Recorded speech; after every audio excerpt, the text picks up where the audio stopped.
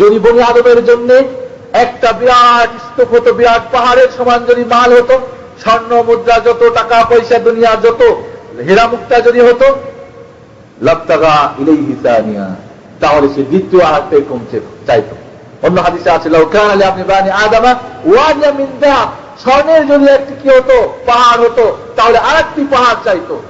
এইভাবে দুইটি হলে তিনটি, তিনটি হলে চারটি, চারটি হলে পঞ্চমটি, 1 লক্ষ টাকা হলে 2 লক্ষ, 2 লক্ষ লক্ষপতি, হাজার লাখপতি হলে কোটিপতি, কোটিপতি হলে তারপরে আরো কিছু।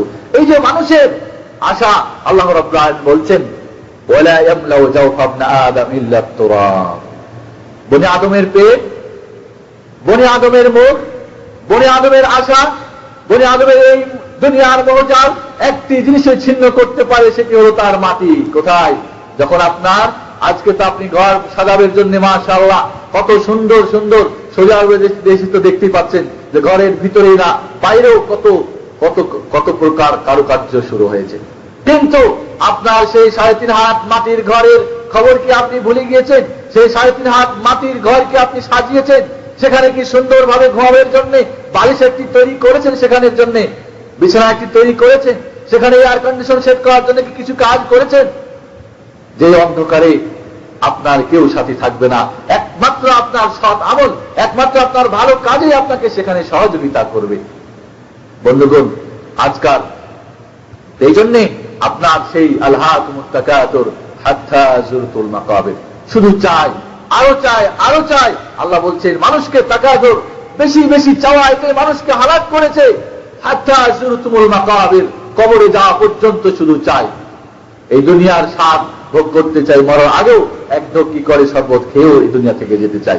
বন্ধুগণ, দুনিয়া আমাদের, দুনিয়ার সব ভোগ বিলাস আমাদের করতে হবে। দুনিয়া হিস্সা আপনি গ্রহণ করুন, কিন্তু এর মানে এই না যে দুনিয়া আপনাকে আখিরাত থেকে আপনাকে ভুলিয়ে রাখবে। এজন্য আমাদের আজকে এই দুনিয়ার আল্লাহ রাব্বুল আলামিন এই দুনিয়ার আমাদের সবকিছু আমাদের ভুলিয়ে রেখেছে আখিরাতের কথা। এজন্য আমরা আখিরাতকে যেন না ভুলে যাই, বরং আখিরাতকে আমরা সব সময়, এর আগে আপনাদের মনে হয় গত রাতে বলেছিলাম যে একজন মুমিন, একজন কাফের আর একটা পশুর মধ্যে পার্থক্য হলো, একটা পশু শুধু বলে আলাকুল অসুল। একটা পশুকে, একটা গরু মনে করেন, পেট ভরে তাকে খাওয়াই দেন, পানি পান করাই দেন, বাস সারা রাত ঘুমাবে। চিন্তা করবে সে আগামীকালকে আমার ব্যাংকে কত টাকা আছে, বাড়ির ওই পাশের আমার ওইখানে যে টাকা রেখেছি কে চুরি করলো নাকি, সকালবেলা আমার কোন ব্যবসার কোন কাজে যেতে হবে, কোন চিন্তা আছে? কিছু নাই, শুধু খাওয়া আর পান করা। আর কাফেরদের হাম ওয়া গাম চিন্তা ভাবনা হলো শুধু দুনিয়া, দুনিয়া কামাতে হবে, দুনিয়া অর্জন করতে হবে, আখিরাত বলে তারা কোনো চিন্তা করে না। কিন্তু মুসলমান যারা, মুমিন যারা, তারা করে কি? ওয়ায়ুসিরুনাল হায়াতাল আখিরাহ, আখিরাতকে তারা অগ্রাধিকার দেয়, আখিরাতকে সবসময় অগ্রাধিকার দেবে।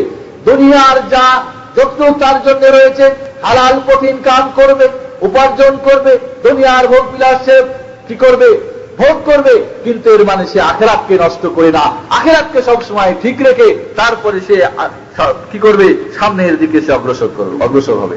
বন্ধুগণ, এই দুনিয়াটা হচ্ছে একটা মুসাফিরখানা। মনে করেন আপনি বাজারে গিয়েছেন, বাজারে গিয়ে কি করে মানুষ একবারে যখন যায় আর জীবনে মনে হয় ফিরে আসে না, না কি করে? বাজারে গিয়ে বাজার যখন শেষ হয়ে যায় আর থাকে না, ঠিক কিনা? বাজার শেষ, এবার বিশেষ করে সৌদি আরবে মনে হয় বেশি যাওয়ার পরে বাজার হলেই তাড়াতাড়ি সময়ের বহুত মূল্য, ঠিক কিনা? প্রবাসে ফিরে আসে। তা আপনি মনে করেন এই দুনিয়াটা আপনার একটা মুসাফিরখানা, আপনি এখানে সফরে আছেন, সারা জিন্দেগিটা আপনার সফর। যখনই আপনার সফর শেষ হয়ে যাবে তখনই কিন্তু একদিন আপনার সফর শেষ হয়ে গেলে আপনাকে ফিরে যেতে হবে আপনার আখিরাতের জীবনে। এই জন্য যখন আপনার চলে আসবে মালাকুল মাউতের অর্ডার, যখন হয়ে যাবে একটা সেকেন্ড আগেও পিছিয়ে হবে না, সেই মুহূর্তে আপনাকে আপনার দম খিচে নিয়ে যাবে। সুবহানাল্লাহ। এই জন্য আল্লাহ রাসূল বলছেন, কুন ফিদ দুনিয়া কাআন্নাকা গরীবুন আও আবিরুস সাবিল, তুমি এই দুনিয়ার মধ্যে হয়ে যাও একজন গরিব মানুষের মতো, গরিব মানুষের মতো, যেখানে রাত সেখানেই রাত, যেখানেই যা পেল খেয়ে দে, তাই কোনো আর খবর নেই। গরিব মানুষের হিসাব কি? একজন ফকির সারাদিন বিক্রি নিয়ে এসে খেয়ে দিয়ে ঘুমায়, আর কোনো চিন্তা থাকে না। কে তার বাড়ি পাহারা দেওয়ার চিন্তা করে না, কে তাকে এসে হত্যা করবে চিন্তা করে না, কে তার জন্য প্রোপাগান্ডা করতেছে তা করে না, তার বিরুদ্ধে কে আছে কিছু করে না, সারা সুন্দরভাবে ঘুমায়। আপনি মনে করবেন মহান নবী মুহাম্মদ রাসূলুল্লাহ সাল্লাল্লাহু আলাইহি ওয়াসাল্লাম বলছেন, কুন ফিদ দুনিয়া কাআন্নাকা গরীব, এই দুনিয়ায় তুমি যেন একজন গরীব মানুষ এমনটা তুমি ভাবো, আবিরুস সাবিল, অথবা তুমি মনে করো একজন মুসাফির, এসেছো আবার চলে যাবে।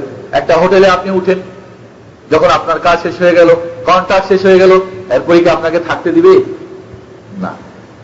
এখানে নতুন করে কন্ট্রাক্ট করতে পারেন, কিন্তু যখন আগে আপনার এই দুনিয়ার জিন্দগি শেষ হয়ে যাবে, নতুন কোথাও কন্ট্রাক্ট চলবে না, কোথাও না, আপনাকে সেখানেই যেতে হবে। বন্ধুগণ, আজকে আমরা যেন এই দুনিয়াতে আমরা মোহে পড়ে আছি, নিজের খবর ভুলে গিয়েছি। এর আগে আপনাদের একটা হাদিস শুনেছিলাম যে বান্দা বলে আমার মাল, আমার মাল, আমার মাল, কিন্তু বান্দার প্রকৃত মাল তো কি? যে সে যা খাইলো, পান করলো, খাইলো, যা ভক্ষণ করলো, যা আপনি খেলেন, যা আপনি পান করলেন, এটাই আপনার মাল। দ্বিতীয় নাম্বার মাল যা আপনি পরিধান করলেন, ভালো একটা চশমা, ভালো ঘড়ি, ভালো কাপড় চোপড় পরলেন, এর মানে ফখর করার জন্য না, আনন্দ করার জন্য, নিজের তৃপ্তি করার জন্য। আর তৃতীয় মাল হলো কিয়ামতের দিন আপনি যা সঞ্চয় করলেন, আপনার আসল ব্যাংক ব্যালেন্সটাকে আপনি ঠিক রাখলেন, সেখানে আপনার কোনটি আপনার মাল সেটি খবর রাখলেন না। আজকে আমরা অন্যের মাল নিয়ে, রাসূলুল্লাহ সাল্লাল্লাহু আলাইহি ওয়াসাল্লাম জিজ্ঞেস করলেন, আচ্ছা তোমাদের মধ্যে কি এমন কেউ আছে যে নিজের সম্পদ বাদ দিয়ে অন্যের সম্পদকে খুব হেফাজত করে? সাহাবা একরাম বলেন, ইয়া রাসূলুল্লাহ, এমন বোকা ব্যক্তি, এমন মূর্খ, এমন মানে আহমক ব্যক্তি আমাদের মধ্যে কেউ নাই। আল্লাহ রাসূল বললেন, ব্যাপারটা তাই কি যে তোমরা নিজের সম্পদ বাদ দিয়ে কি করো? অন্যের সম্পদ নিয়ে তোমরা ব্যতিব্যস্ত হয়ে যাও। যখন তুমি কেন? তোমার মাল তো সেটাই যেটা তোমার সঙ্গে যাবে। মানুষ যখন মরে যায় সঙ্গে তিনটে জিনিস যায়, কিছু বন্ধু বান্ধব যায়, আপনি স্বজন যায় না, কবরস্থানে মাটি দিতে যায় কিনা, আর দ্বিতীয়ত কিছু মাল সম্পদ যায়, খাটটা যায় না, আর তৃতীয়ত যায় আমল, ফিরে আসে দুইটি, থাকে যায় একটি। কোনটি থাকে? আপনার এই দুনিয়ার সমস্ত কষ্ট অর্জিত মাল, ঠিক কিনা? কথা বলছেন না যে? জি না, থাকে আপনার সঙ্গে, আপনার মাল থাকবে না, থাকবে সঙ্গে আপনার শুধু আপনার আমল, কি করেছেন আপনি। ওই যে আজকে ইমাম সাহেব আয়াত পড়লেন, লা ইউগাদিরু সাগীরাতাও ওয়ালা কাবীরাতান ইল্লা আহসাহা, কিয়ামতের দিন আফসোস করবে। সূরা কাহফ পড়ে দেখেন, হ্যাঁ, আফসোস করবে, হায়রে এ কি কাণ্ড, ছোট বড় জীবনে অন্ধকারে, গোপনে আর প্রকাশ্যে যা করেছি সব কিছু লিপিবদ্ধ হয়েছে, একটু বিন্দু পরিমাণ কিছু ছোট পড়ে নাই। একই টেপ রেকর্ডার, যার ঘুম ছিল না, যার কান ছিল না, যার কোনো প্রয়োজন, সব লেখা রয়েছে। আল্লাহু আকবার, আফসোস করবেন, সেই দিন আফসোস করে কোনো কাজ হবে না। বন্ধুগণ, আমাদেরকে আজকে আমরা পার্থিব জীবনকে অগ্রাধিকার দিয়েছি। আল্লাহ রাব্বুল আলামিন বলছেন, উলাইকাল্লাযীনা ইশতারাউল হায়াতাদ দুনিয়া বিল আখিরাহ ফালা ইউখাফফাফু আনহুল আযাব ওয়ালা হুম ইনসারুন। এরা তো ওরাই যারা পার্থিব জীবনকে কি করেছে? আখিরাতের পরিবর্তে ক্রয় করে নিয়েছে। তাদের কিয়ামতের দিন আযাব এবং গজব হবে, তাদের কেউ সহযোগী থাকবে না। অন্য জায়গায় আল্লাহ বলছেন, কাল্লা বাল তুহিব্বুনাল আজিলা ওয়া তাদারুনাল আখিরাহ। হে মানুষ সকল, তোমরা এই দুনিয়াকে তোমরা ভালোবেসে, তুহিব্বুনাল আজিলা, এই দুনিয়া, যে দুনিয়া ফানা হয়ে যাবে, এই পার্থিব জীবনের অল্প কয়েকটা দিনকে তোমরা ভালোবেসে নিয়েছো। ওয়া তাদারুনাল আখিরাহ, আখিরাতকে তোমরা ভুলে গেছো, আখিরাতকে তোমরা ছেড়ে দিয়েছো। অন্য আয়াতে আল্লাহ বলছেন, ইন্না হাউলা ইউহিব্বুনাল আজিলা আজিলা ওয়া ইয়াদরুনা ওয়ারাআহুম ইয়াওমান সাকিলা। এই পার্থিব জীবনকে তারা অগ্রাধিকার দিয়েছে, আর সেই ভারী দিনের কথা, কঠিন মুসিবতের দিনের কথা, যেই দিন কি হবে? আপনার প্রতিটি মানুষ শুধু বলবে, ইয়া নাফসি ইয়া নাফসি ইয়া নাফসি। মা আয়েশা রাদিয়াল্লাহু তাআলা আনহা একদিন ক্রন্দন করতেছেন খুব কঠিন ভাবে। রাসূল আকরাম সাল্লাল্লাহু আলাইহি সাল্লাম বাড়িতে প্রবেশ করে দেখলেন আয়েশা কাঁদতেছেন। সবচেয়ে আল্লাহ রাসূল বেশি ভালোবাসতেন আয়েশা রাদিয়াল্লাহু আনহাকে। বলেন, হে আয়েশা প্রিয়, তোমার কেন তুমি কাঁদতেছো? কি হয়েছে? কেউ কি তোমার কিছু বলেছে ভালো মন্দ? বললেন, না ইয়া রাসূলুল্লাহ, আমি আখিরাতের কথা স্মরণ করে কাঁদতেছি। আপনি নবী, আপনি কি আমাকে কিয়ামতের দিন ভুলবেন না আমার স্মরণটা রাখবেন? বললেন, আয়েশা, সেই কিয়ামতের দিন এমন একটা অবস্থা হবে, কেউ কারোর কথা ভাবতে পারবে না, সকলেই শুধু বলবে ইয়া নাফসি ইয়া নাফসি ইয়া নাফসি। আমি তোমাকে কিয়ামতের মাঠে স্মরণ করতে পারবো না। আল্লাহ, স্বয়ং নবী তার প্রিয়তমা প্রিয় স্ত্রী আয়েশা রাদিয়াল্লাহু আনহাকে ভুলে যাবেন। আর আপনার ছেলে মেয়েরা যাদের জন্য এত কষ্ট, ইয়াউমা ইয়াফিরুল মারউ মিন আখিহি ওয়া উম্মিহি ওয়া আবিহি ওয়া সাহিবাতিহি ওয়া বানিহি। আল্লাহু আকবার। কিয়ামতের দিনের কথা আল্লাহ বলছেন, যেই দিন আপনার ভাই, আপনার মা, আপনার বাবা, আপনার প্রিয়তমা স্ত্রী, যার জন্য মাশাআল্লাহ অনেক সময় সবকিছু ছেড়ে দিই, শুধু স্ত্রী হলেই হয়, আর আপনার সন্তানরা সকলেই ভেঙে যাবে, এক দাররা নেকি আপনাকে দিবে না। বলবে আমার কোনো বাবা ছিল না, বলবে আমার কোনো স্বামী ছিল না, বলবে আমার কোনো সন্তান ছিল না, বলবে আমার কোনো ভাই ছিল না। এখানে হাড় ভাঙা পরিশ্রম করে হয়তো ভাইকে কষ্ট করে ডাক্তারি পড়াচ্ছেন, অনেক ভাই এরকম জানি আমি, নিজে এখানে কষ্ট করতেছেন, বড় ভাই দেশে ছোট ভাইদেরকে মাশাআল্লাহ লেখাপড়া করার জন্য নিজের যত রকম কষ্ট স্বীকার করতেছেন, বিয়ে শাদী হয়তো বাদ দিয়েছেন, নিজের ছেলে মেয়েদের ভালো কথাও হয়তো ভুলে গিয়েছেন। সেই ভাই আপনাকে এক দাররা নেকি দিয়ে আপনাকে সহযোগিতা করবে। সেই দিনের কথা যদি আমরা ভুলে যাই বন্ধুগণ, এই জন্য আল্লাহ রাসূল ফাতেমাকে ডেকে বলতেন, তার কলিজার টুকরা মেয়ে ফাতেমাকে বলতেন, ফাতেমা, এই দুনিয়ায় যদি তোমার কিছু চাওয়া পাওয়া থাকে আমি বাবা হিসাবে চেয়ে নাও, আমি তোমাকে যথাসম্ভব দেওয়ার চেষ্টা করবো, কিন্তু কিয়ামতের মাঠে আমি স্বয়ং নবী হয়ে তোমাকে কোনো সহযোগিতা করতে পারবো না। হে আমার ফুপু, হে আমার উমুক, তা দেখে দেখে তিনি বলতেন। আল্লাহ, তাহলে আপনি আমি কোথায় অবস্থা, কোথায় আজকে আমাদের অবস্থা? অনেক সময় কিন্তু আমরা বলে থাকি, আমাদের কিছু পীর সাহেব না, তাদেরকে আল্লাহ রাব্বুল আলামিন হিদায়াত দান করুক, তারা আমাদের দায় দায়িত্ব নাকি নিয়ে নেন, মরিদ হতে পারলেই দায় দায়িত্ব হয়ে যায়, কবরের আযাব একটা কাগজ লিখে দিলেই নাকি সেখানে আর সেখানে আযাব হয় না। এমন যদি কাউরে আকীদা বিশ্বাস থাকে তো বন্ধুগণ সাবধান হয়ে যায়, কেউ কাউরে কোনো সহযোগিতা করতে পারবে না, শুধু আপনার আমল আপনাকে সহযোগিতা করবে।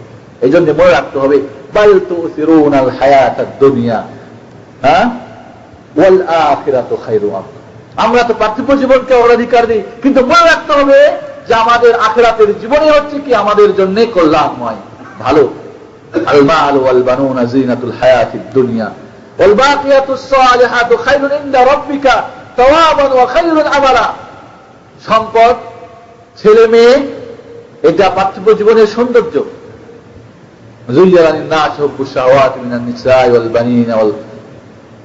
এই দুনিয়ার স্ত্রী, ছেলে মেয়ে, পার্থিব জীবনের সৌন্দর্য আপনাকে ভোগ করতে নিষেধ করেন নাই, কিন্তু মনে রাখতে হবে একটাই কথা সর্বমুহূর্তেই, যে আপনার আখিরাতকে যেন আপনি নষ্ট না করেন, আপনার আসল জিন্দেগিকে যেন আপনি নষ্ট না করে দেন, আপনার আসল ব্যাংক ব্যালেন্সটাকে যেন আপনি জিরো না রেখে মারা যান। সেই ব্যাংক ব্যালেন্সের খবরটা আপনাকে সর্বোচ্চে আপনাকে নিতে হবে। কত আপনি দিলেন প্রতিদিন, কত ডলার, কত রিয়াল ওই ব্যাংকে আপনি জমা করলেন, এই কথাটুকু শুধু আপনাকে স্মরণ রাখতে হবে। দুনিয়ার হালাল পথে আপনি যত কিছু জায়েজ পথে করেন, কোনো অসুবিধা নেই। এই জন্যে আপনার মাল সব, ছেলে মেয়ে, দুনিয়ার পার্থিব জীবনের সৌন্দর্য, কিন্তু ওয়াল বাকিয়াতুস সালিহাত, সৎ আমল আপনার জন্য বাকি থাকবে। খায়রুন ইনদা রাব্বিকা, আল্লাহর কাছে ভালো, সাওয়াবান ওয়া খায়রুন আমালা, আপনার প্রতিদান এবং আপনি ভালো আশা করতে পারবেন, সেটাই আপনাকে পার করবে। আপনার ছেলে মেয়ে, আপনার ধন সম্পদ আপনাকে পার করতে পারবে না।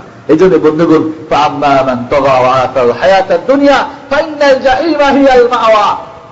এর আগের মাসে এসে আপনাদের আলোচনা করেছিলাম এই দুইটা গুণের কথা, যে যারা পার্থিব জীবনকে অগ্রাধিকার দিল আর নিজে পথভ্রষ্ট হয়ে গেল, আল্লাহর নিয়ম কারণ আল্লাহর সীমা লঙ্ঘন করলো, এই দুইটি গুণ মাত্র মানুষকে তার স্থান জাহান্নামে বানানোর জন্য যথেষ্ট হয়ে যাবে। বন্ধুগণ, আজকে মানুষজনকে দেখা যায় ব্যবসা কেন্দ্রে মাশাআল্লাহ বড় ভিড়, মসজিদে কি ভিড় দেখা যায়? কথা বলেন একটু, দেখা যায়। আজকে মানুষজনকে দেখা যায় মাশাআল্লাহ দুনিয়া অর্জন করার জন্য বড় ব্যস্ত, কিন্তু যেই আমল আপনাকে জান্নাতে নিয়ে যাবে, সেই আমল কামাবের জন্য, অর্জন করার জন্য ব্যস্ততা দেখা যায় না। হায় আফসোস, আজকে মানুষ এই দুনিয়াকে অর্জন করার জন্য এই সৌদি আরবের কত কষ্ট স্বীকার করতে আপনারা আজকে কি বাধ্য হয়েছেন বা স্বেচ্ছায় করতেছেন, কিন্তু আপনি একটু নামাজ 5 মিনিটের জন্য মসজিদে আসে নামাজ পড়ার জন্য কষ্ট স্বীকার করতে আপনি রাজি না। দুনিয়া অর্জন করার জন্য কত কষ্ট, বছরের পরে বছর ছেলে মেয়ে ভাই ব্রাদার সবকে ছেড়ে, আপন দেশকে ছেড়ে, এই দুধুকার মরুভূমির মধ্যে কত কষ্ট কাজ, যা দেখলে চোখে পানি আসে। কষ্টের কথা শুনলে এখানের মাশাআল্লাহ অনেক আল্লাহর বান্দা আছে, এতই কষ্ট দেয়, তাদের অধীনস্থ যারা কাজ করে তাদের উপরে, মালদের উপরে, যেটা অকল্পনীয়। একদিন হয়তো এই কারণে তাদের উপরে এই কাজগুলি আসবে, আমি বলে থাকি। যাই হোক, আল্লাহ তাদের হেদায়েত করুন। কিন্তু আখিরাতের জন্য, এক পাঁচ ওয়াক্ত নামাজ পড়ার জন্য, আল্লাহ রাসূলের দুটি কথা শোনার জন্য আজকে এখনো বহু চেয়ার খালি আছে। কি এই জুলফি শহরে এই সমস্ত যা আছে ইসলামী এই সেন্টারের ঘর রুম সব ভর্তি হওয়ার মতো বাংলাদেশি নাই? কিন্তু কোথায় সেই ভাইরা আছে? কোন জিনিস তাদেরকে আজকে নিয়ে গেছে এখান থেকে? কোন জিনিসটি আজকে নামাজ পড়ার পর দেখলাম কিছু ভাই, বাঙালি ভাই হাত ধরে টানতেছেন, তো উনি যাচ্ছেন ওই দিকে। আল্লাহ, কেন? সময় কি না? সময় আছে। সারা রাত্রি টেলিভিশনের পর্দার সামনে ব্লু ফিল্ম দেখার সময় হয়, কেন এখানে ইসলামিক সেন্টার একটা ঘন্টার সময় হয় না? কোন জিনিসটি তাদের ধোকায় ফেলে রেখেছে? কোন মহাজাল তাদের কাজকে এই পথ থেকে দূরে সরে রেখেছে? একটি, যেটি একদিন সে চিন্তা করবে, কিয়ামত যখন হয়ে যাবে, যখন মৃত্যু হয়ে যাবে, তখন বুঝবে যে হায় আফসোস, আমি কি করেছি। আল্লাহর কাছে বলবে, আল্লাহ পৃথিবীতে আবার একবার পাঠিয়ে দাও, একটি মুহূর্তের জন্য তোমার নাফরমানি করবো না। আল্লাহ বলবেন, না, হয়ে গেছে, তোমার কাছে কিতাব এসেছিল, হাদিস এসেছিল, রাসূল এসেছিল, পয়গম্বর এসেছিল, নবী হয়েছিল, কিন্তু তুমি কাজ হয় নাই, তোমার আর দ্বিতীয়বার যাওয়ার কোনো ক্ষমতা নেই, কোনো অবকাশ নেই, কোনো সুযোগ নেই। তখন আফসোস করে কোনো কাজ হবে না। এই জন্য বন্ধুগণ, আজকে যদি আমরা পার্থিব জীবনকে এভাবে যেভাবে দুনিয়া অর্জন করার জন্য কষ্ট করতেছি, এর যদি কিঞ্চিততম যদি কষ্ট করতাম আখিরাতকে অর্জন করার জন্য, আমার আসল বাড়িটাকে ঠিক করার জন্য, তাহলে আমার মনে হয় খুব সহজে ইনশাআল্লাহ কিয়ামতের দিন পার পেয়ে যেতাম। আজকের 24টি ঘন্টার মধ্যে 16 ঘন্টা ডিউটি করে। অনেক ভাই আমি শুনেছি 16 ঘন্টা ডিউটি করে। এক ভাই বললো আমি 20 ঘন্টার ডিউটি করি, মাত্র 4 ঘন্টা। এর মধ্যে খাওয়া দাওয়া, ঘুম সব। আল্লাহ, আর আখিরাতের জন্য 1 ঘন্টা 24 ঘন্টার মধ্যে বাজেট করতে আমরা পারি না। আজকে যদি আমরা দুনিয়ার যদি 5 রিয়াল যদি ব্যাপার স্যাপার হয়ে যায় বন্ধুর সঙ্গে, একেবারে ঘনিষ্ঠ বন্ধুর সঙ্গে যদি 5 রিয়ালের হিসাবে কমিউনিকেশন কম বেশি হয়ে যায়, তাহলে রেগে ফায়ার হয়ে যেন তাকে এই দুনিয়া থেকে বিদায় করবো। সেদিনকে এক জায়গায় গিয়ে শুনলাম যে তোকে ব্রাশ করে দেবো, মানে 5 রিয়াল নিয়ে হয়েছে, তোরে খতম করে দেবো। কিন্তু যদি তার আখিরাতের যদি যদি ক্ষতি হয়ে যায়, আখিরাত সম্পূর্ণ যদি নষ্ট হয়ে যায়, তবু আল্লাহর বান্দা একটুকু তার মধ্যে রাগ আসে না, গোসা হয় না, আফসোস হয় না। দুনিয়ায় যদি 5 টাকা নষ্ট হয়, আফসোস করে হাইরে কেন ওখানে গেছিলাম, বন্ধু বান্ধবের কারণে 5 রিয়াল নষ্ট হয়ে গেল, এত কষ্ট অর্জিত। কিন্তু আখিরাত যদি নষ্ট হয়ে যায়, আমার বন্ধু একটি মুহূর্তের জন্য চিন্তা করেন না। এই জন্য আল্লাহ রাসূল বলছেন, আল কাইয়িসু মান দারা নাফসা, সে চালাক ব্যক্তি ওই যে তার নিজের নফসকে হিসাব করলো, ও আমিল আলিমা আবাদ আল মাউত, আখিরাতের জন্য, মৃত্যুর পরের জন্য কি করলো, প্রস্তুতি গ্রহণ করলো, আমল করলো, সেই ব্যক্তি চালাক। আমরা তো মনে করি চালাক মাশাআল্লাহ, হালাল পথে হোক আর হারাম পথে হোক, যে কোনো কারবার করে এই দুনিয়ায় বড় কিছু হতে পারলে মাশাআল্লাহ, ও যা চালাক, ওর দেখবেন সবাই নাম করে বহুত চালাক। কিন্তু যদি একজন মানুষ সৎ পথে চলতে চায়, বলবে বেটা বোকা, কিছুই বোঝে না। নিজের স্ত্রীও বলবে বোকা, নিজের ছেলেরাও বলবে বোকা, নিজের মা বাবাও বলবে বোকা, ভাই আসতেছেন বোকা, তুই কি এত বড় সুযোগ পেয়ে কিছুই করলি না। আমার এক চাচা ফুড ইন্সপেক্টর ছিলেন, তো কিছু করতে পারে না। এই জন্য আমি দেখেছি আমার ওই চাচাতো ভাইগুলি এবং বোনগুলি এবং চাচি স্বয়ং সবসময় চাচারে বোকা ভাবত। আল্লাহ হয়, কিন্তু সেই ব্যক্তিকে আসলে বোকা, নির্বোধ। আল্লাহর নবীর ভাষায় আল কাইয়িস বলা হয় যে মানে যার উপরে আর কোন চালাক হতে পারে না। আরবি শব্দ কাইয়িস বলা হয় যে যার চাইতে বিবেক বুদ্ধিমান ব্যক্তি আর কেউ হতে পারে না। আল্লাহ হয়, আপনাদের বিবেকের কাছে একটু প্রশ্ন করতে চাই, আপনারা কি বিবেকবানদের দলের অন্তর্ভুক্ত না বিবেকহীনদের দলের অন্তর্ভুক্ত হতে চান? আপনি নিজেকে জিজ্ঞেস করুন। আসুন বন্ধুগণ, সময় সংক্ষিপ্ত, তারপরেও আজকে আমরা যদি মনে রাখি যে আমার এই দুনিয়া ক্ষণস্থায়ী দুনিয়া, আমার এই দুনিয়া আমার এখানে অল্প দিনের জন্য আমি এসেছি, এখান থেকে আপনাকে চলে যেতে হবে, মনে রাখতে হবে। আপনাদের একটা ঘটনা শোনাই। আমার বাড়িতে একটা কাজের মেয়ে কাজ করত, বয়স 10-12 হবে। কোন সময় সে নিজের বাড়িতে যেতে চাইত না। ওর মা এসে, ওর বাবা এসে, ওর সবাই এসে, আমরা ছুটিতে খুলনায় আমি থাকতাম, তখন ছুটিতে আসবে তো আমার সঙ্গে বাড়ি আমার দিনাজপুরে আসবে, এবং যদি কোনো সময় ওকে জোর করে নিজের কান্নায় ভেঙে পড়ে। কারণটি কি বলতে পারেন? একটি কারণ যে তার আপন বাড়ির চাইতে যে বাড়িতে সে কাজ করে, সারাদিন কষ্ট করে, বাড়িতে গিয়ে তো কাজ করতে হবে না, যেখানে মার ভালোবাসা নেই, বাবার ভালোবাসা নেই, আত্মীয় স্বজন নেই, বন্ধু বান্ধব নেই, ভাই বেরাদর নেই, একাই সে আমার এখানে অনেক দূরে বাড়ি ছেড়ে এসেছে, কিন্তু এখানে শুধু পেয়েছে সে পেটের খাওয়া, পেয়েছে হয়তো আমাদের যতটুকু আমরা সম্ভব ভালোবাসা, এখানে পেয়েছে কাপড় চোপড়, এখানে ভালো ফ্যানের নিচে কারেন্টের মধ্যে ভালো পরিবেশে। আপনাদের বুঝাতে চাচ্ছে এই ঘটনাটা দ্বারা এই যে যদি আপনার আপন বাড়ি যদি ভালো না করতে পারেন, তাহলে পরের বাড়ি ভালো হলে সেখানেই মানুষ কিন্তু থাকতে ভালোবাসে, ঠিক কিনা বন্ধুগণ? যদি আপনার এই দুনিয়ার বাড়িটি, যদি আপনি আখিরাতের বাড়িটি যদি আপনি তৈরি না করতে পারেন, তাহলে সেখানে যাওয়ার জন্য কিন্তু কখনই আপনি প্রস্তুত থাকবেন না। এই জন্য যারা মুমিন, যারা মুসলিম, তারা তার আসল বাড়িকে ভালো করে তৈরি করে এবং যেই কোনো মুহূর্তে সেই বাড়িতে যাওয়ার জন্য আশা আকাঙ্ক্ষা নিয়ে বসে থাকে, আল্লাহ আমাকে সেখানে তুমি তাড়াতাড়ি নিয়ে যাও। এই জন্য যখন মুমিন ব্যক্তি মারা যায় বলে, হে আমার আত্মীয় স্বজনরা কেন দেরি করতেছ, তাড়াতাড়ি আমার বাড়িতে আমাকে পৌঁছে দাও, আমার সুখ শান্তির জায়গায় পৌঁছে দাও। আজকে কথা বলতেছি।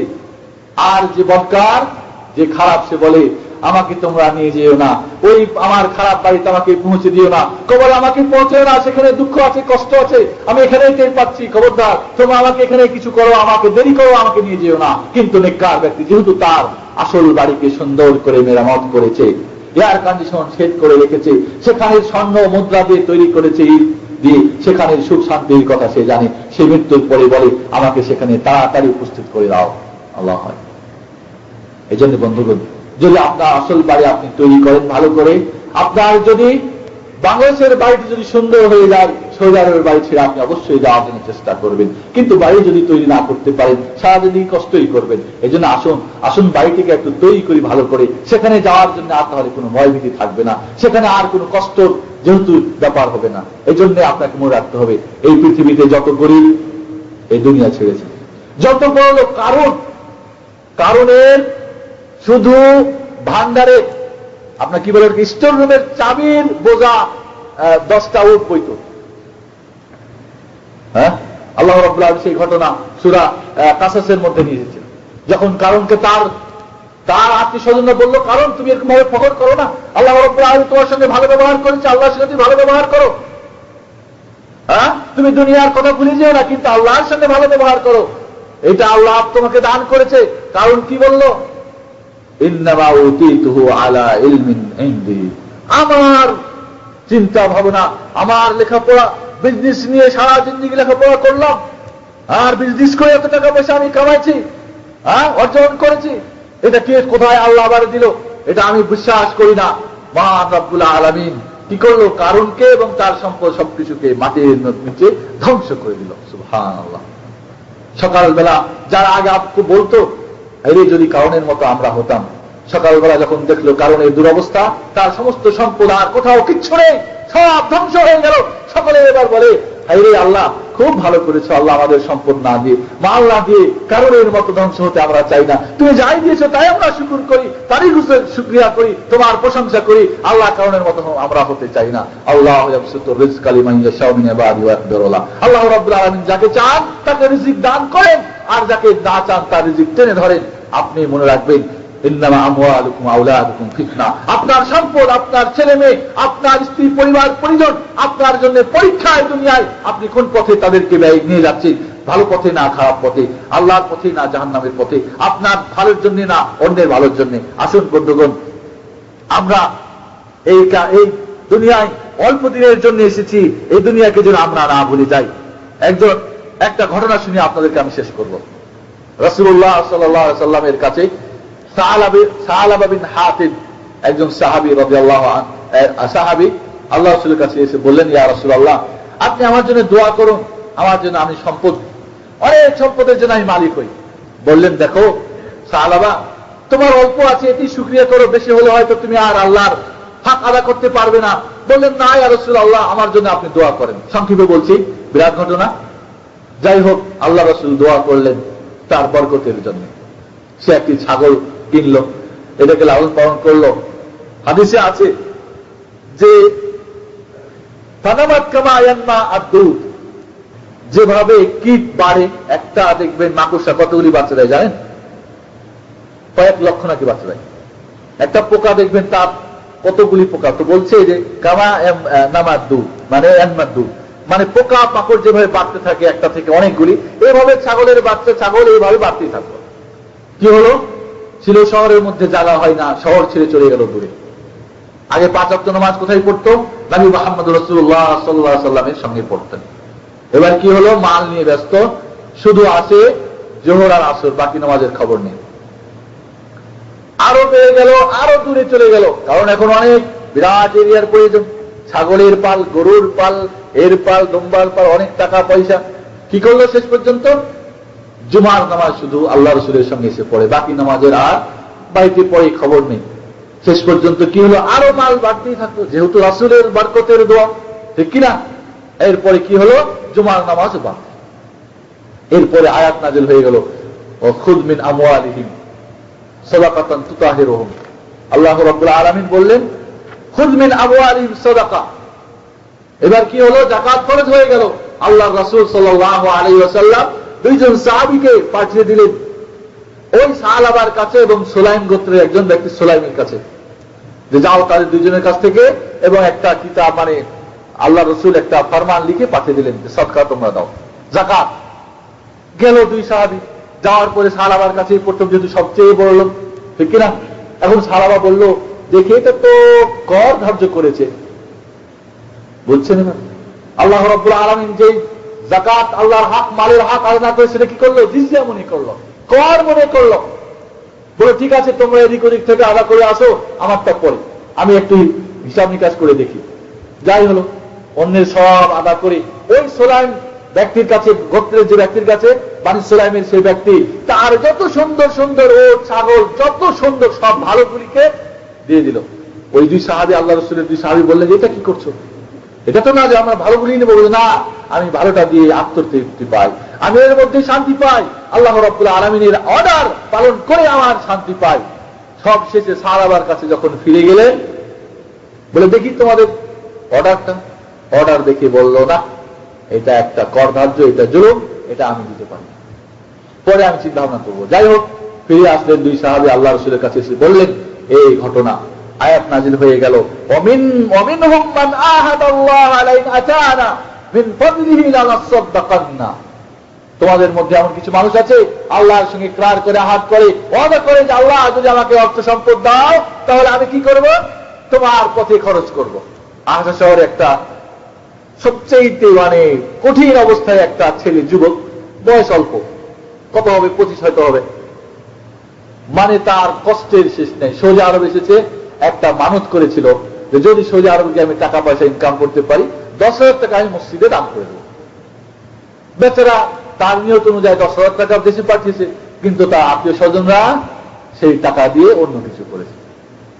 এবং সে বলছে যে আমার মনে হয় সেই কারণেই আমি আজকে এই অবস্থা।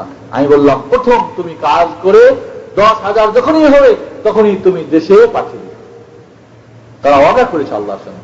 যাই হোক, এরপরে সাহাবার কাছে গিয়ে তার আত্মীয় স্বজন বললো যে এই ঘটনা আয়াত নাযিল হয়েছে তোমার শানে, আল্লাহ রসুল তোমার বিরুদ্ধে, তোমার জন্য হালাকাতের দোয়া করেছে। সাহাবা দৌড় দিয়ে গিয়ে আল্লাহ রসুলের কাছে গিয়ে পড়ে বললেন, ইয়া রাসূলুল্লাহ, আমার সমস্ত মাল আপনি নিয়ে নেন, আমি কিছুই চাই না। আল্লাহ রসুল বললেন, না, তোমার মাল আমি গ্রহণ করতে পারি না, মহান রব্বুল আলামিন আমাকে নিষেধ করেছে, তোমার সম্পদ আমি গ্রহণ করব না। আল্লাহ রসুল করলেন না, তার যাকাত কবুল করলেন না। আবু বকরের যুগে আবু বকরের কাছে এসে অনেক অনয় বিনয় করেছে, তিনি গ্রহণ করলেন না। ওমরের যুগে ওমরের ঘটনা তো আরো জানেন, শক্ত মানুষ, যে যাকে রাসূল তাড়িয়ে দিয়েছে সেটা আমি গ্রহণ করতে পারি না। হযরত উসমানের যুগে এই সালাবা বিন হাতিব ইন্তেকাল। বন্ধুগণ, এই দুনিয়ার মোহজাল আমাদের যেন আমাদেরকে ভুলিয়ে না রাখে। আসুন, আমি আর বাড়াতে চাই না। আজকে আমরা দুনিয়াকে জন্য, দুনিয়ার কারণে আমাদের আখিরাতকে যেন আমরা নষ্ট না করি।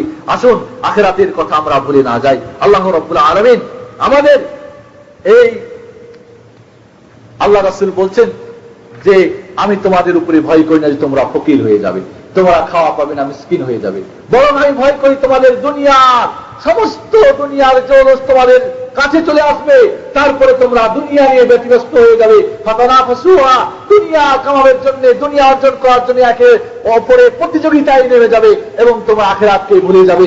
যেভাবে তোমাদের অতীতের কওমরা, জাতিরা দুনিয়ার মোহে তারা হালাক হয়ে গেছে, তোমরাও হালাক হয়ে যাবে। এই কথায় আমি ভয় করি। আসুন, আখিরাতকে আমরা কিভাবে আমরা দুনিয়ার মোহজাল থেকে আমরা বাঁচবো। প্রথমত আপনাকে মনে করতে হবে কবরের দিকে লক্ষ্য করুন। আপনার আগের সবাই কবরে গিয়েছে, আপনাকেও যেতে হবে। কারণের মতো মালদার যদি কবরে গিয়েছে তাহলে আপনার কোনো রেহাই নেই। কবর থেকে নসিহত অর্জন করুন। দ্বিতীয় উপায় হলো যে আপনাকে কোরআন এবং হাদিসের যে সমস্ত আখিরাত এবং আখিরাতের ভালো এবং দুনিয়ার অকল্যাণ সম্পর্কে আলোচনা করা যে সমস্ত আয়াত হাদিস আপনি পড়েন, তাহলে ইনশাআল্লাহ আপনি আখিরাতকে স্মরণ করতে পারবেন। আর বেশি বেশি করে কবর জিয়ারত করুন। আল্লাহ রাসূল বলেছেন ফাজুরুহা ফাইন্নাহা তুযাক্কিরুল আখিরা, কবর জিয়ারত করো। আমরা তো ধরে নিয়েছি যে বছরে একদিন কি হবে, ওরস মোবারক হবে, সেদিন গিয়ে জিয়ারত করবো, ঠিক না? জুমার দিনেই জিয়ারত করবো, শবে বরাতের দিনেই বাবার মার কবর। না, আল্লাহ ফাজুরুহা, কোন সময় নির্ধারণ নেই। রাতে, দিনে, দুপুরে, সকালে যখন ইচ্ছা তখনই করেন কি আপনার কবর জিয়ারতের মাধ্যমে আখিরাতের কথা স্মরণ হবে। কারণ বাস্তব হযরত উসমান রাদিয়াল্লাহু তাআলা আনহু কবরের পাশে গিয়ে অঝর নয়নে কাঁদতেন কবরকে দেখে, দাড়ি বয়ে ঝরঝর করে অশ্রু সজল হতো, পানি পড়তো টপটপ করে চোখের পানি। হাই, এই কবরে আমাকে আসতে হবে। আসুন, যারা জান্নাতের সুসংবাদ পেয়েও যদি কবর দেখে এত বড়, যারা দুনিয়ার মোহজালে আপনাকে ডুবিয়ে রাখতে চায় তাদের সংস্পর্শ ছাড়ুন। কি কি করলে আপনি আখিরাতকে ঠিক রাখতে পারবেন এবং দুনিয়ার মোহে আপনি পড়ে যাবেন না, বলছেন না? প্রথমত আপনি কবরবাসী থেকে ওসিয়াত গ্রহণ করুন যে সে তার কি অবস্থা হয়েছে আপনারও তাই হবে। বেশি বেশি করে কবর জিয়ারত করুন, কারণ আপনাকে আখিরাত স্মরণ করে দেবে। দ্বিতীয়ত, যারা আপনাকে আখিরাত স্মরণ করে দেয়, যারা আখিরাতের কথা বলে, যারা দুনিয়ার মোহের জালের আপনার অনিষ্ট থেকে আপনাকে সাবধান করে দেয়, এমন মানুষদের সংস্পর্শে আপনি থাকার চেষ্টা করুন। এবং দুনিয়া নিয়ে যারা পাগল, তাই সাবদুদ্দিন আর দিরহাম, টাকা পয়সার যারা বান্দা, তাদের সংস্পর্শ ছাড়ুন। চতুর্থ হচ্ছে আপনাকে আপনার সত্যিকারে আপনার কোনটি অর্থ, কোনটি আপনার আসল বাড়ি, সেই বাড়ির কথা আপনি সচেতন, মানে মহাসভা, আপনি নিজে আত্মশুদ্ধি, আত্মসমালোচনা, আত্মপর্যালোচনা করার জন্য চেষ্টা করুন। চতুর্থ কারণ। 5 নম্বর হলো আল্লাহর শক্তি সম্পর্কে আপনি চিন্তা করুন। যদি কোনো মুহূর্তে আপনাকে দুনিয়া থেকে নিয়ে গিয়ে কবরের আযাবে আপনাকে ডুবিয়ে রাখতে পারবেন, জাহান্নামের আযাবের কথা স্মরণ করুন, তাহলে আপনি আখিরাতের কথা স্মরণ করতে পারবেন। আর এরপরে 6 নম্বর হলো যে আপনি জান্নাতের সুখ শান্তির কথা একটু ভাবুন। এই দুনিয়ার সুখ শান্তি কিচ্ছুই না। হাদিসে আছে যে এই দুনিয়াটা যদি আল্লাহ রাব্বুল আলামিনের কাছে যদি কোনো মূল্য হতো, একটা পায়ার মশার কি বলে আপনার মাছির যদি ডানা সহ পরিমাণ যদি আল্লাহর এই দুনিয়া যদি আল্লাহর কাছে মূল্যবান হতো, তাহলে আল্লাহ রাব্বুল আলামিন কোন কাফেরকে এক ঢোক পানি তিনি পান করাতেন না। সুবহানাল্লাহ। এই দুনিয়া সাগরে যদি আপনি সুইচ ডুবাই দেন, দিয়ে যতটুক পানি উঠবে, এই পানি যতটুক মানে ওই সাগরের পানির মানে আপনার তুলনামূলক যে মূল্য, এতটুকু এই দুনিয়ার মূল্য আল্লাহর কাছে না। এই জন্য আসুন বন্ধুগণ, এই দুনিয়া, আজকে আমরা দুনিয়াকে বলে ভুলে যাচ্ছি, কিন্তু দুনিয়া কোথায়, এই দুনিয়ার কতটুক মূল্য আমরা। এই জন্যে আগেকার মানুষরা দুনিয়াকে জুহুদ করে এই দুনিয়ার মোহজাল থেকে ছিন্ন হয়ে তারা আখিরাতকে স্মরণ করে কল্যাণকামী হয়েছে। এবং পরকালে আজকে আমরা দুনিয়ার সমস্ত সবকিছুকে মাথায় ঢুকে নিয়ে আমরা ইহলৌকিক অশান্তি, আখিরাত অশান্তি। ওমান আ'রাদা আন যিকরি ফাইন্না লাহু মাঈশাতান যানকা ওয়া নাহশুরুহু ইয়াওমাল কিয়ামাতি আ'মা। যদি আপনি আল্লাহর ভুলে যান, তাহলে আপনার ইহলৌকিক পারলৌকিক সব জীবনে আপনার কি হবে, অকল্যাণ হয়ে যাবে। আসুন, এই মাছির দানা পরিমাণ যার মূল্য নেই, এই দুনিয়ায় মোহজালে যেন আজকে আমরা ভুলে না যাই আখিরাতের কথা। বন্ধুগণ, আমরা আপন মালের কথা, আপন বাড়ির কথা, নিজের সুখ শান্তির কথা যেন না ভুলে যায়। আল্লাহ রাব্বুল আলামিন, অনেক কথাই বলার ছিল, সময় আপনাদেরকে বিরক্ত করতে চাই না। আপনারা সকলেই কর্মব্যস্ত মানুষ, এই পরিবেশে এসেছেন, কর্মব্যস্ততার মধ্যেই আল্লাহ রাব্বুল আলামিনকে স্মরণ রাখুন। 5 ওয়াক্ত নামাজ মসজিদে গিয়ে পড়ার চেষ্টা করুন। আপনার আখিরাতকে সুন্দর করুন, আপনার আসল বাড়িটাকে সুন্দর করে এয়ার কন্ডিশন সেট করুন। ইনশাআল্লাহ আমাদের এগুলো কি পারলৌকিক কল্যাণ যেন আমাদের আসে। আল্লাহ রাব্বুল আলামিন আমাদের আখিরাতকে সুন্দর করার জন্য, জান্নাতের পথকে সুন্দর করার জন্য আমাদের সকলকে তৌফিক দান করেন। আকুলু কাওলি হাযা আস্তাগফিরুল্লাহ লি ওয়া লাকুম ওয়া লিসাইরিল মুসলিমিন ফাস্তাগফিরুহু ইন্নাহু গফুরুর রাহিম। আসসালামু আলাইকুম ওয়া রাহমাতুল্লাহি ওয়া বারাকাতুহু। আপনার যাদের প্রশ্ন আছে আপনারা পাঠিয়ে দিন। আমার এক ভাই প্রশ্ন করেছেন, বহু প্রচলিত একটা সিস্টেম আমাদের দেশে আছে জমি বন্ধক রাখা। বিশেষ করে যখন আপনারা বিদেশে আছেন, অনেকেই বন্ধক রেখে আসেন। এমন নাম শুনেছি, জানি না আপনারা কেউ আছেন কিনা খাদ্য শহরে, অনেকেই বলেন আর কি। বন্ধক বা যেটাকে কি বলে আমরা অন্য একটা কথাই, ওই বন্ধক রেখে যেটা আপনি আছেন, হাদিস কোরআনের দৃষ্টিতে দুইটা জিনিস থেকে শুধু উপকৃত নেওয়া যায়, অন্যগুলি নেওয়া যাবে না। আল্লাহ রাসূল শুধু যদি মারকুব এবং মাহলুব, মানে এমন জিনিস, মনে করেন আপনার কাছে একটা গাভী আমি রাখলাম বন্ধু, দিয়ে আপনার কাছে 10,000 টাকা নিলাম, এমন গাভীর দুধ হয়, তা আপনি কি তাকে খাওয়াবেন না? বা না খাইয়ে মেরে ফেলবেন? খাওয়াতে হবে। এই যে আপনি খাওয়াবেন, কষ্ট করবেন, তার পরিচর্যা করবেন, এই জন্য তার দুধটা আপনার জন্য হালাল। মারকুব যদি হয়, মনে করেন একটা ঘোড়া আপনার কাছে রাখলাম, ঘোড়াকে আপনাকে খাওয়াতে হবে, ঠিক কিনা?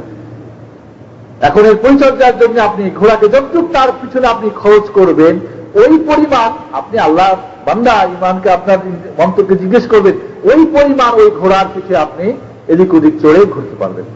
এ বলবেন যে তাহলে যদি হোন্ডা হয় মোটরসাইকেল, আল্লাহ করে মোটরসাইকেল ভালো করে মুছে মাছে বেঁধে রেখে দিলে নষ্ট হবে না, কিন্তু ঘোড়া যদি বেঁধে রেখে দেন তাহলে ওখানেই শেষ হয়ে যাবে একবার, হবে কিনা? এই জন্যে মাহলুব এবং মারকুব, যদি দুধ দেয় এমন পশু হয়, এমন জিনিস হয়, বা এমন জিনিস যার পিঠে চড়া যায়, ঘোড়া বা ওট বা গাধা বা যার পিঠে চড়ে তার পিছনে খরচ করতে হয়, এমন জিনিস হলে শুধু উপকার নিতে পারবেন। তাছাড়া জমি হোক, অন্য কিছু জিনিস হোক, আপনি উপকৃত হতে পারবেন না। আপনার কাছে যদি আমি কি রাখি, জমি রাখলাম 1 বিঘা বন্ধ, তাহলে ওই জমি থেকে আপনি কোন উপকার, আপনি যদি আবাদ করেন সেটা ফল আমি পাবো, আমি যেহেতু জমির মালিক। ওই হতে পারে যে আপনি জমি কন্ট্রোল রাখেন, আদি করেন, আমাকে অর্ধেক দেন, আপনি অর্ধেক নেন, কিন্তু আমার দেশে যে প্রচলিত যেটা বন্দুক সিস্টেম করে রেখেছে আজকে, সেটা কখনোই জায়েজ না, কখনোই জায়েজ না। সেখান থেকে যা কিছু তার ভালো আসবে সম্পূর্ণ মালিক, অরিজিনাল মালিকই পাবে, আপনি সেটার মালিক না। এই জন্য আমাদের দেশে করে কি জানেন, এরা আবার তাল বাহানা করে এটাকে জায়েজ করার জন্য। এই জন্যে আল্লাহ রাব্বুল আলামিন আপনার মনের খবর রাখেন, এরকম না আগে বরং ভাই আমার লিখেছেন যে আমি জমি ক্রয় করতে পারি না একবারে, এভাবে আমার জীবন। আল্লাহ রাব্বুল আলামিন অনেক পথ রেখেছেন, হালাল পথ ইনশাআল্লাহ বেছে নিন। হালাল পথের মধ্যেই কি রয়েছে, আপনার বরকত রেখেছে আল্লাহ রাব্বুল আলামিন। হারাম পথে অনেক কিছু হবে, কিন্তু দেখবেন শেষ পর্যন্ত আপনার আখিরাত নষ্ট হবে। বেতন নামাজে এখানে দোয়া কুনুত পড়া হয় না কেন, এবং কেউ কেউ 2-3 রাকাত পড়ে, বুঝিয়ে বলুন। বেতন নামাজ পড়া কারো কারো মতে ওয়াজিব, কিন্তু ওয়াজিবের পক্ষে সেই ধরনের শক্তিশালী দলিল নেই।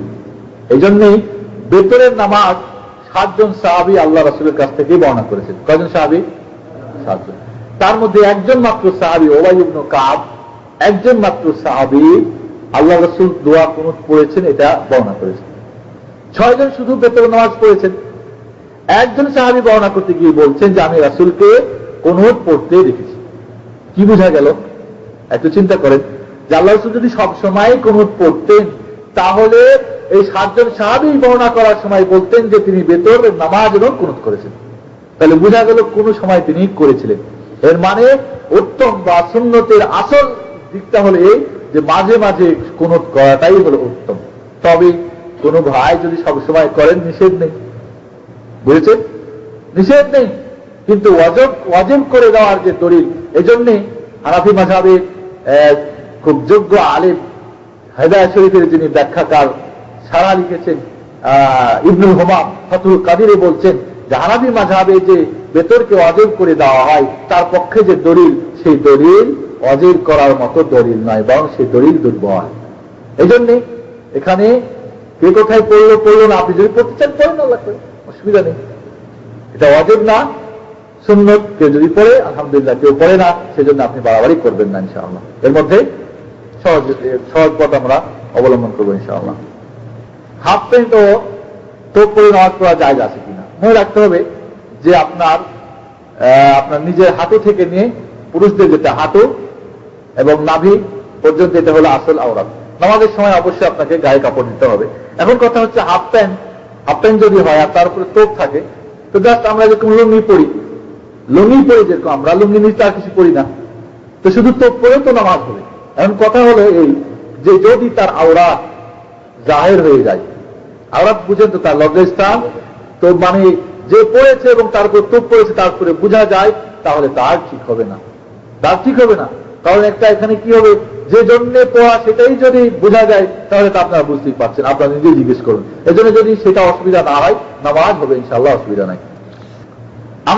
আবার এই ভাই হাকিকত শরিয়াতের আমার প্রশ্ন করেছেন। আমি বলেছিলাম যে এই প্রশ্ন, এগুলি বিরাট বিষয়। এখন হাকিকাত আর মারেফাত, বিশেষ করে মনে রাখ, আপনাদের সংক্ষিপ্ত উত্তর দিব যে শরিয়াত, মারেফাত, হাকিকাত, তরিকতের যে ভাগগুলি, এই ভাগগুলি আফজাল কুরুনের মধ্যে ছিল না। আল্লাহ রাসূল বলছেন আফজাল খায়রুল কারনি কারনি সুম্মা আল্লাযিনা ইয়ালুনাহু সুম্মা আল্লাযিনা ইয়ালুনাহু। রাসূলের যুগ, সাহাবায়ে কেরামের যুগ, তাবেঈনদের যুগ সবচেয়ে উত্তম যুগ, ঠিক কিনা? এই 300 শতাব্দী ছিল উত্তম যুগ। এই উত্তম যুগের মধ্যে এই ধরনের ভাগ ছিল না। এই নতুন ভাগ এগুলি, আমরা বলি না যেটাকে আমরা অস্বীকার করছি, অবশ্যই শরিয়াতের মধ্যে সবকিছু আছে। মারেফাত মানে জানা, আপনাকে জানতে হবে। হাকিকাত মানে গুরু রহস্য বা আসল তথ্যই আপনাকে জানতে হবে।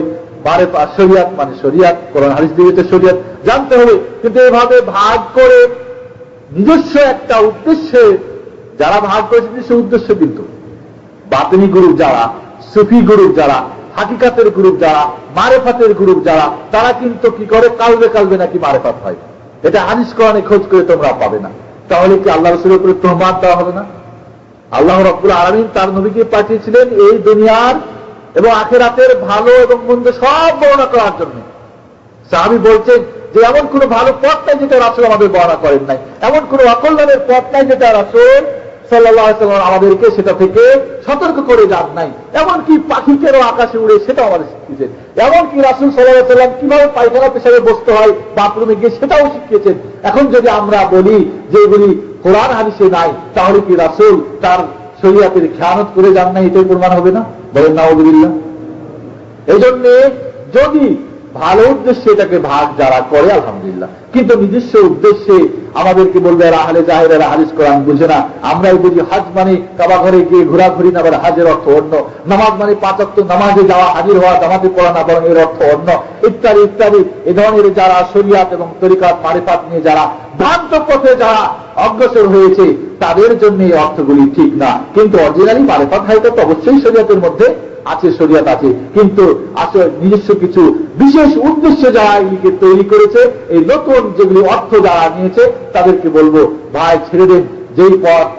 যেই পথ আফজালুল কুরুনে ছিল না, উত্তম যুগে ছিল না, সেই পথ ছেড়ে দিয়ে সাহাবায়ে কেরামদের পথ আমরা অনুসরণ করি, আমরা কল্যাণকামী হব। আল্লাহ রাসূল বলেছেন ৭৩টি দল হবে আমার উম্মতের, ৭২টি হবে জাহান্নামী, একটি দল হবে জান্নাতি। সাহাবায়ে কেরাম জিজ্ঞেস করলেন সেই দলটি কারা ইয়া রাসূলুল্লাহ? আল্লাহ রাসূল বললেন আজকের দিনে মা আনা আলাইহি ওয়া আসহাবি, মিসলা মা আনা আলাইহি ওয়া আসহাবি, বিভিন্ন ভালো ভালো হাদিসগুলি এসেছে।